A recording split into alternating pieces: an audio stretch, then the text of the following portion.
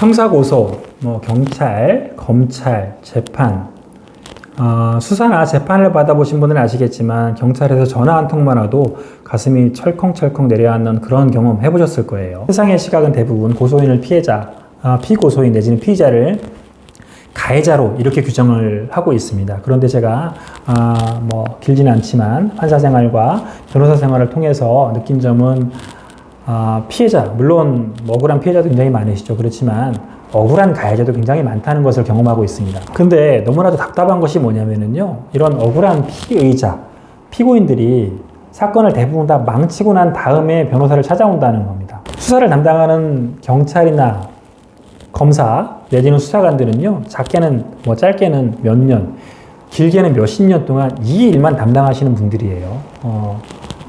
그리고 하루에도 수십 건씩 이런 사건을 처리하는 분입니다. 그런데 피고인 어떻습니까? 피의자 어떻습니까?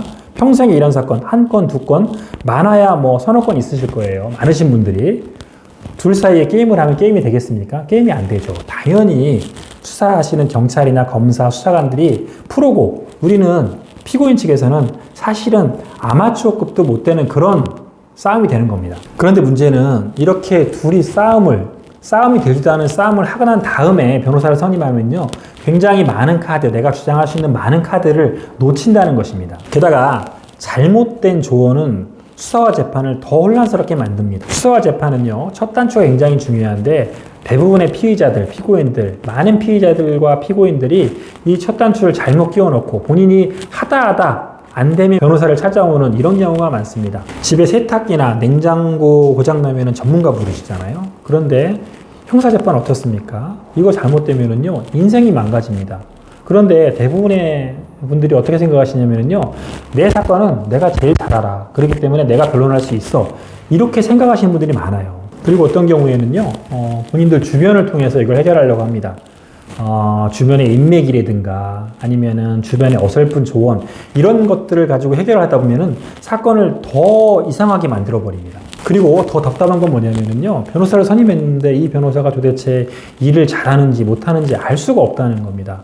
어떤 변호사는요, 형사 사건에 관한 경험이 없는 사람들도 굉장히 많습니다. 그리고 심지어는 형사사건을 무서워하는 분들도 계십니다. 어떤 변호사는요, 형사사건을 마치 민사처럼 처리하는 분들도 계시고요. 어떤 분들은 그냥 교과서에 나와 있는 대로 이렇게 처리하는 분들도 계십니다. 형사사건은요, 피의자, 피고인에 대한 애정, 이건 당연한 거고요. 그 사건이 발생한 분야에 대한 공부도 굉장히 중요합니다. 이 분야를 공부를 해야지 그 사건을 해결할 수 있는, 그리고 판사를 설득할 수 있는 어떤 계기를 만들어낼 수 있는 것입니다. 그리고 의뢰에 대한 믿음, 그 다음에 사건에 대한 경험, 그 다음에 사건 해결에 대한 강한 의지, 굉장히 중요합니다. 형사사건, 특히 무죄를 주장하다 보면은요, 시간이 굉장히 오래 걸립니다. 증인도 많이 불러야 되고, 증인 신문사항도 많고, 그 다음에 사건 기록도 앞뒤로 검토를 해봐야 되고, 그렇기 때문에 그 과정에서, 변호사들이 지치는 경우도 많이 있습니다.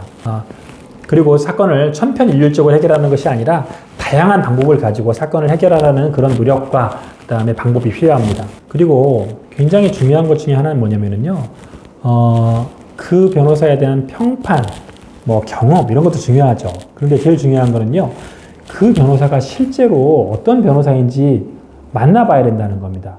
직접 만나보기 전까지는요, 이 변호사가 도대체 내 사건을 어떻게 해결할지, 어떤 방법을 가지고 있는지, 이런 거에 관해서 알 수가 없다는 겁니다. 판사 경력이 아무리 많아도, 검사 경력이 아무리 많아도 내 사건에 관해서 해결할 수 없는 이런 변호사도 굉장히 많이 있습니다.